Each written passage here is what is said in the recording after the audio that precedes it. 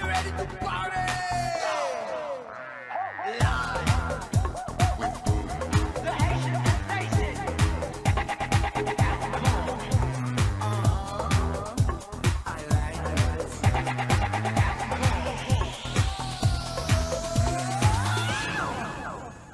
Bonsoir mesdames et messieurs et bienvenue à notre show Chercher l'artiste. Je suis Leslie Dalencour et ce soir nous allons passer un moment fantastique. Nous avons avec nous la Fayola. C'est juste Fayola. Fayola, bienvenue à notre show Chercher l'artiste. C'est un plaisir de t'avoir avec nous. Moi aussi. But we're going to do the show in English. It will be easier for everybody, so they know a little bit about you.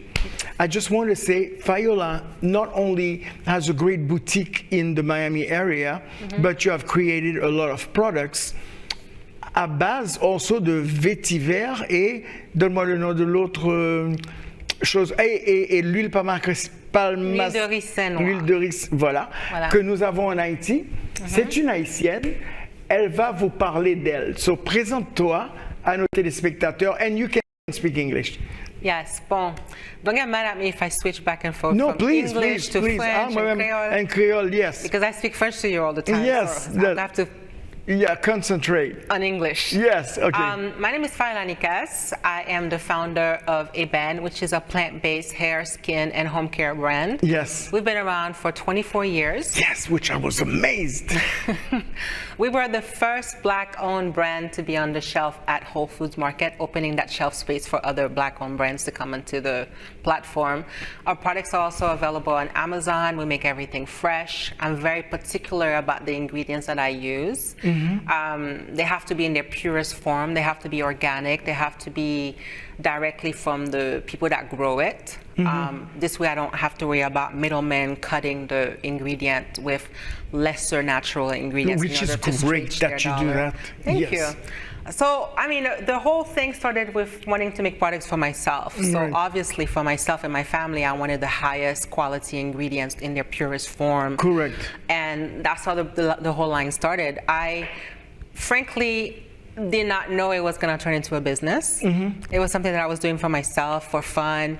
I was working as a fashion model at the time, and there were no products on the market of quality for women of color. That's true. Is what I noticed. And growing up in Haiti, using mostly natural ingredients, when I started to travel, you know, from the U.S., then I went to London, then I went to Milan, and I was all over the place. And I noticed that a lot of the stylists were using whatever was available for the Black market, and the Caucasian products were of higher quality. Right. And you know, I'm a little freaka. So I was like, I don't want this stuff on me, you know?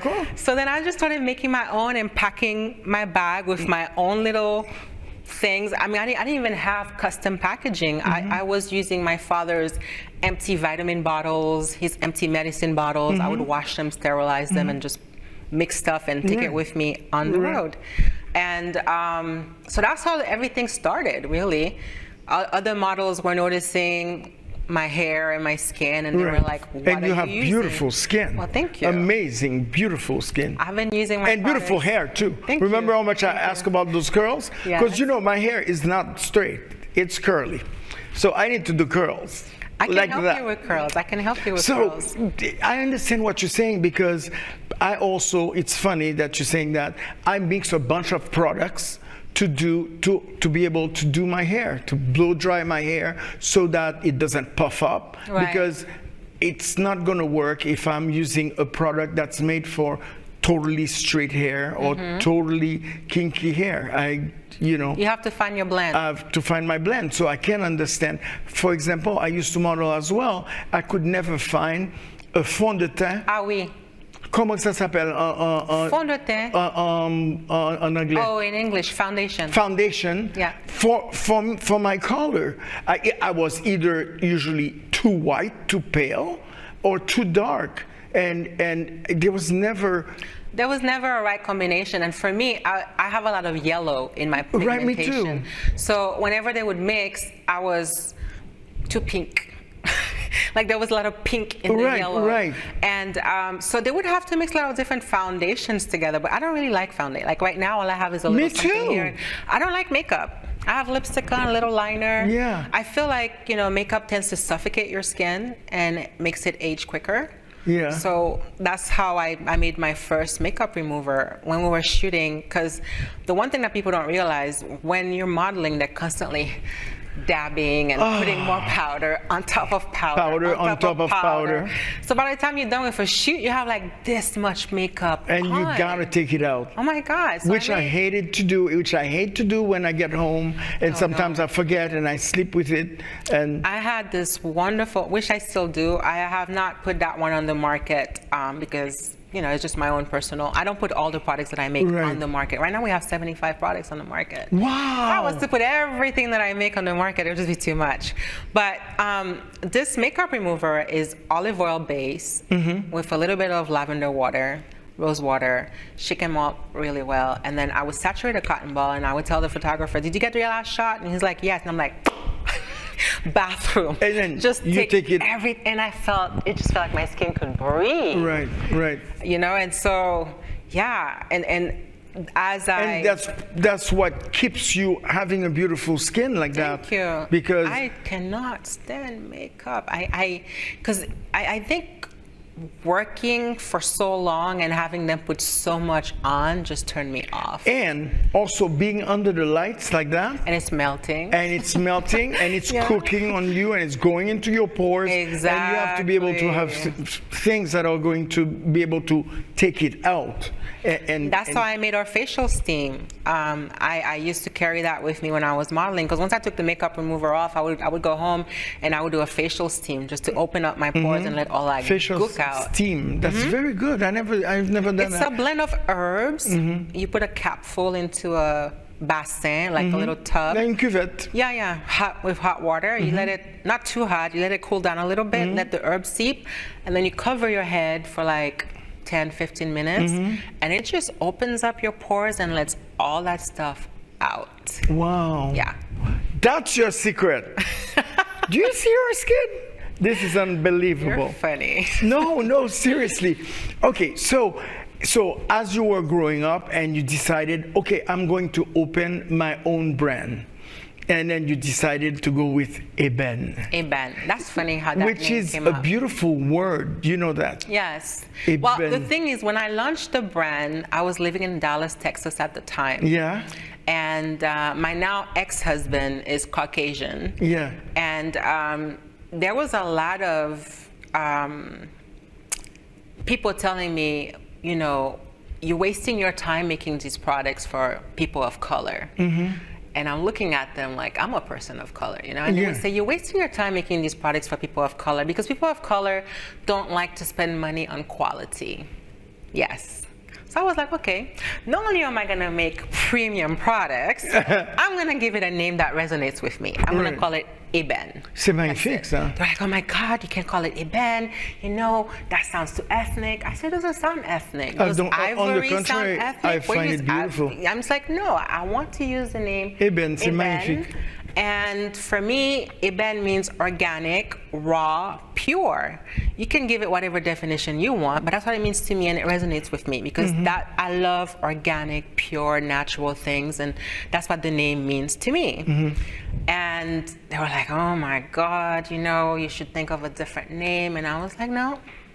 It's gonna be Eben. It's made by a black woman. I agree. Who named it Eben. I agree. And if you have a problem with that, then you'll be missing out on some amazing products. Have you thought about sending it to Oprah? I sent it to Oprah and she never got it. Her people took it. Well, we need to work. and they called me. We need to work that out. Listen, Oprah, buckle up because we're sending you some products. Listen, and they were so kind to call me and thank me for the products too. And I was like, but it wasn't for you. They were like, oh my God, your products are amazing. We got it. Oh my God. And I had sent the lemon ginger body lotion, our vanilla bean bar soap. I had sent our shea butter regenerating hair treatment oil. Right. What else did I send her? I had sent her a candle, which was... She adores candles. Which was, I don't know, I think I sent her the Caribbean essence. It was a cute little box, you know, just saying, hey, I'm FAYOLA, this is my products. I would love for you to try them and let me know what you think. And it did. It just wasn't her. We'll make sure she gets it. But again, to get back to your products, does the Haitian community here, or also that are around the United States and around the world, are they aware of that? And how are you spreading the word? That's the funny thing, you know, like when we came out in 1999, every article, Essence Magazine, the Miami Herald, the Dallas Morning News, the Heart and Soul Magazine, like everywhere I went, I always said that I was Haitian. Right. So it was quite comical to me that people would say, oh yeah, I love these products. I never known that they were owned by a Haitian woman. And I'm like, but I always say that. I'm proud of my heritage. Right. My heritage is the reason why I make these products. Correct. I grew up around natural things. It's a fiber of my being. Right. And yeah, but people were like, we just never knew. And one person actually offended me a little bit in a sense because she said, the presentation is so nice, I didn't think it was made by a Haitian. And I was like, what? Again, that shows their stupidity. I was like, that's when like, someone says something like that. That's not really a compliment. Not at all, not at all. But I have to tell you, and I'm sure a lot of people in the world know, that in Haiti, we use pure products. When we eat a chicken, it's organic. A chicken. Yeah. It's not a chicken that was filled with paper or plastic or, you know, all those things. When we cook fried plantain, it's fried plantain. We don't spray our bananas. Right. We don't have the ability to do that. And that's also one reason why Haitians kind of live longer too. You got to think about that. But getting back to you, how did you decide to use, for example, castor oil, which in pure form smells quite a bit? Well, the smell doesn't bother me. Can I show you my bottle? Yes, please. I absolutely love it. The smell doesn't bother me, and we blend it with, like, this is pure, so it's gonna have that smell that some people don't like. Put a teeny bit. For me, I think it smells like peanuts with a little bit of vanilla undertone, to me. Wait 1 second. We're going to take a little break, and we're coming right back with our Fayola. Are you ready to party?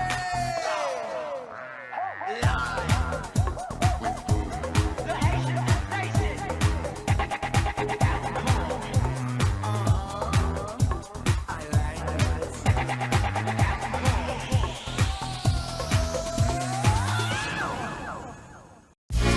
Hey, moi c'est Patrick Ediansi on the air. Ou ap gade ALN TV.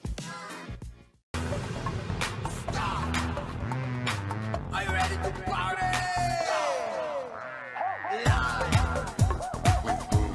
The Haitian sensation.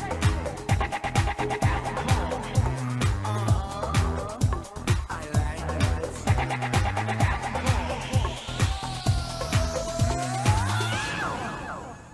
Ladies and gentlemen, we're back with our guest, Fayola, and I was asking her about the castor oil that in Haiti, whenever we're sick for anything. It's the remedy for everything. It's a remedy for everything. Yes. And you put a little bit on my arm there, and it doesn't, it smells more like coffee, a bit. I mean, people say that it stinks, but to me, castor oil never smelled bad. I've done shows. It's beautiful. Yeah, and when it's look at my pure, hand.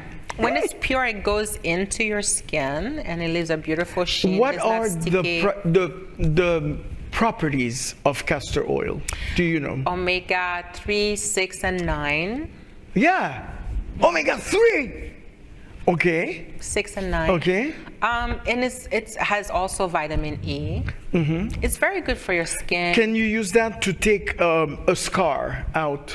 You can use it to massage scars. You can use it on your skin. To get a good massage, You can use it for massage. you should You can use market it as hot oil treatment. Well, what I do is I educate people on usage. And we don't put anything else in it. Right. So if someone wants this to have a different scent, we usually advise them to 2 to 3 dropperfuls of the pure Haitian black castor oil, and then take 2 to 3 drops of a carrier oil. It could be olive oil, it could be almond oil, and then put a few drops of their essential oils in it, and then put that in a different container. This way you will have more life out of it. But how do you procure yourself the castor oil? Because it comes from Haiti? It comes from Haiti. It's made for me there specifically. For you? For me. Wow.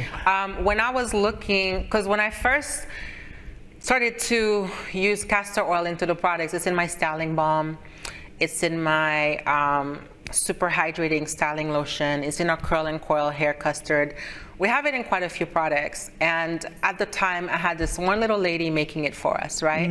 And as we started to grow, after the earthquake, I went to Haiti and I formed relationships with different, I'll put this here, with different farmers and growers of different ingredients that I wanted to incorporate and bring into the product. So I formed a relationship with a gentleman that does the vetiver.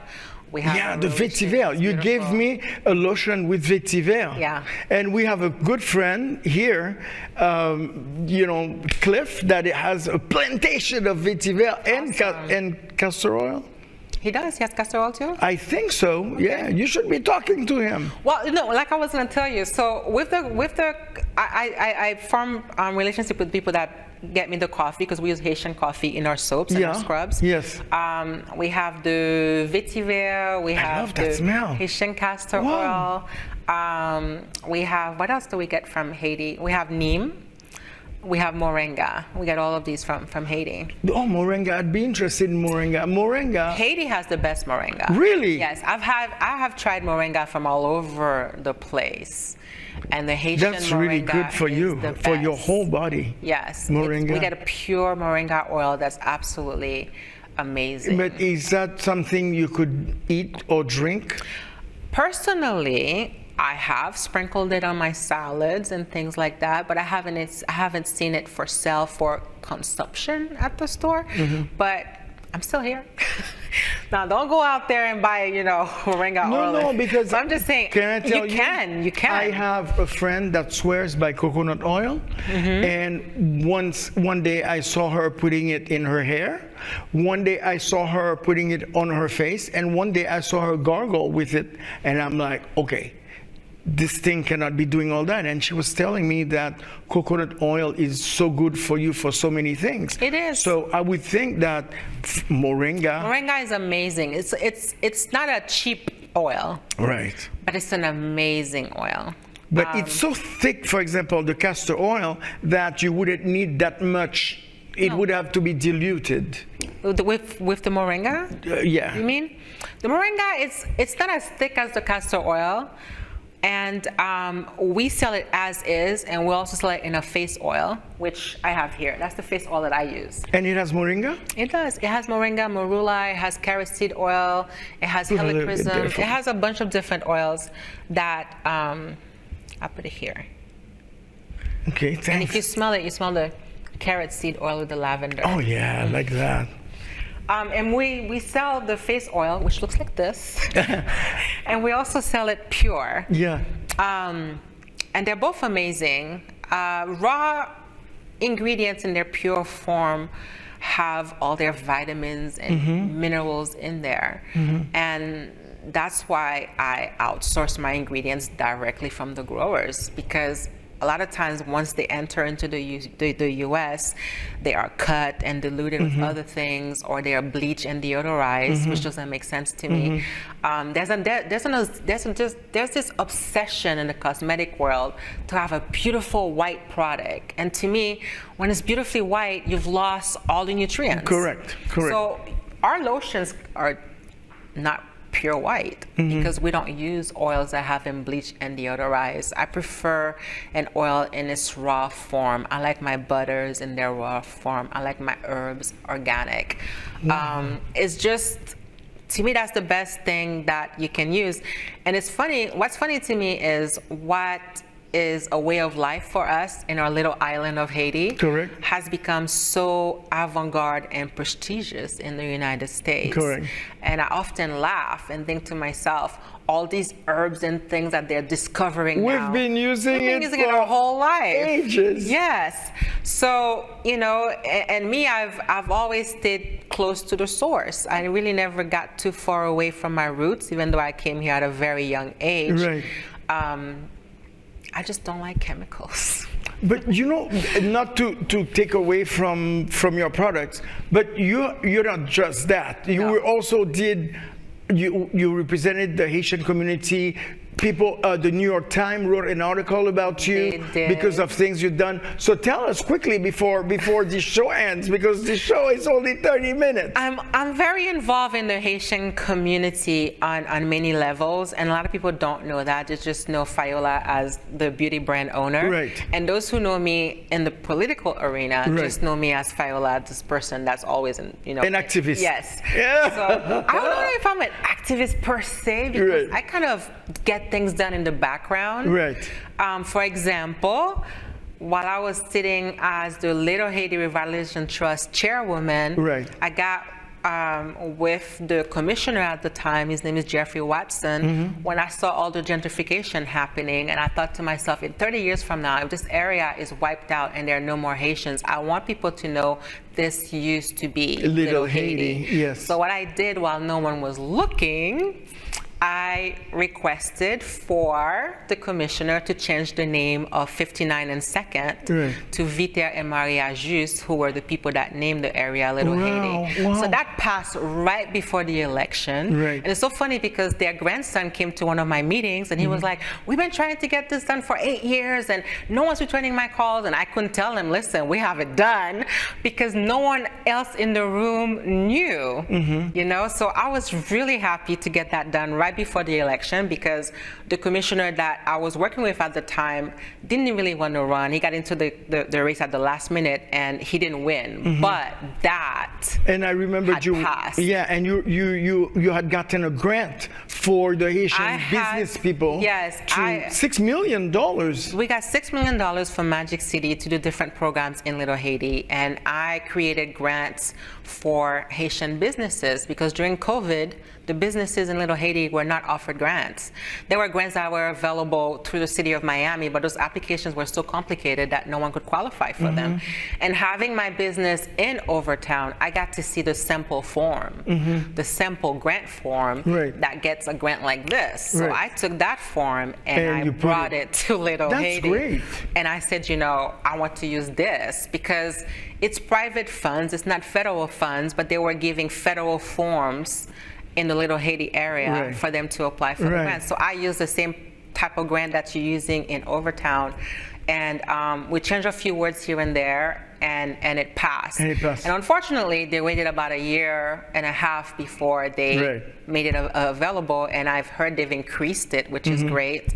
And, but yeah, I was doing little things like that in the background. Well, I really want to congratulate you, and I really want the people that are watching us today to know that, you know, it's not, you are not just about products and things like that, because you've made a mark in Little Haiti, which is actually, there are some places in there that are actually very beautiful, and people shouldn't be scared to go visit. I don't know why people are scared to visit. Right now, I'm sitting as the chairwoman of the Haitian Cultural Arts Alliance, where I'm doing a lot of projects to really push the Haitian culture nationally and globally.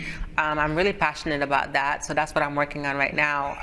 Anything that features a Haitian actor, producer, director, anything that tells our story, anything that features our artists, I get a hold of it and I promote it. Oh, that's beautiful. Oh, that's great. You all got to get behind her because she needs you. Now, I know that pretty soon they're going to tell me the show is over. So where do people get your products? They can get our products on Amazon. Amazon. And we also have a boutique in the downtown Overtown Business District area on 10th Street and 3rd Avenue. If they Google Eben, E-B-E-N-E. E-B-E-N-E. Yes, they will see our store address. And they can also get products on our website, which is Eben Naturals. That's EBENE Naturals.com. That's fantastic. And then if you're in DC, we're going to be at Haitian Ladies Network next weekend.